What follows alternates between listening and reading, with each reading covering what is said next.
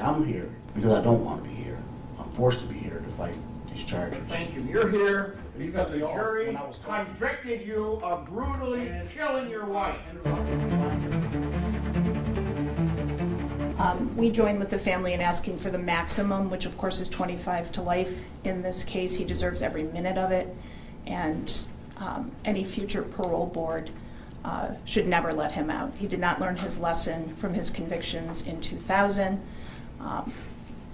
He takes no responsibility for his actions whatsoever. Bear in mind, prior to killing his estranged wife, this same defendant was convicted of violent crimes against 2 other women, but he was let out. I don't know if they read these sentencing minutes. Sometimes I wonder. But we join in the family in asking for the maximum punishment. In this case, it is well deserved. Thank you. Mr. Dell. Your Honor, I reviewed the pre-sentence investigation. I don't have any objections to it, and I have nothing to add here. His lawyer concurred with what's in the sentencing recommendation, and now the defendant has a chance to say a few words. Let's see what this guy has to say. And has anything to state on the record, so I'm doing that now. Yes, Your Honor. Go ahead.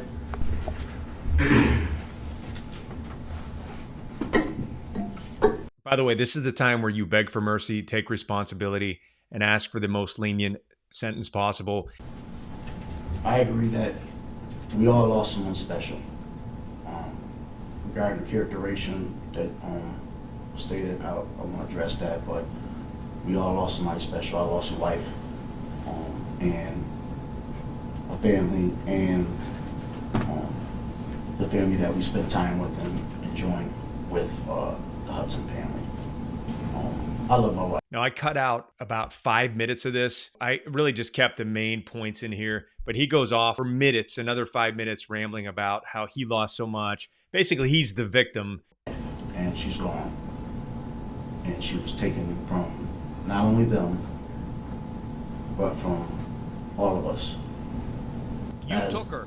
Even though I got found guilty of these charges, obviously with the evidence not being 100% provided so that we can utilize the truth-seeking function and the fact-finding procedure, which would have benefited the public at large, due process violations that has continued in this case. See, it sounds like they had an overwhelming case beyond a reasonable doubt, and he's just kind of making up reasons why he shouldn't go to jail, but he's already been convicted. I'm here because I don't want to be here. I'm forced to be here to fight these charges. All right, thank you. You're here because the jury convicted you of brutally killing your wife. Interrupting me while I'm talking. I don't interrupt you, so why do you keep interrupting me? I know you can judge, but okay, hear me out. I've heard enough of this narcissistic. You're a narcissist, and I'm not going to put this family like again. You're a narcissist because you're talking and you're going all. Shut his microphone off, and if you keep talking, I'm going to do it without you. You'll be in there. I've heard enough from you. You killed your wife. A jury of 12 convicted you. A white jury that did not have any black jurors on there, and that's not law. That is a setup. So you want to send me out there, I go out there, but you know what the law is, and you haven't followed it. And neither has you, and neither has you. All right. Everybody sat here and hear me out. Shut up. I'm not going to shut up. Get him out of here. Get me out of here. I want to apologize to these children. And I'm so sorry for some reason your mother ever ran into this guy. I wanted to tell him, but I couldn't take it anymore, how he could disregard the love of his child and his 2 stepchildren by taking a shotgun. And what I heard at this trial, he missed the first shot. He blew her finger off, and from my understanding, hit her shoulder. He could have stopped, and I want to tell him that, but it wouldn't have done any good. So, unfortunately, under the law, I cannot send him to jail for the rest of his life without any chance of parole. But I will give him the maximum, because if anybody deserves it, he does. It is a judgment of this court that upon his conviction for the crime of murder in the 2nd degree, that he be sentenced to an indeterminate term of imprisonment, which will have a maximum of life. The court hereby imposes a minimum of 25 years, plus the maximum fine of $5,000.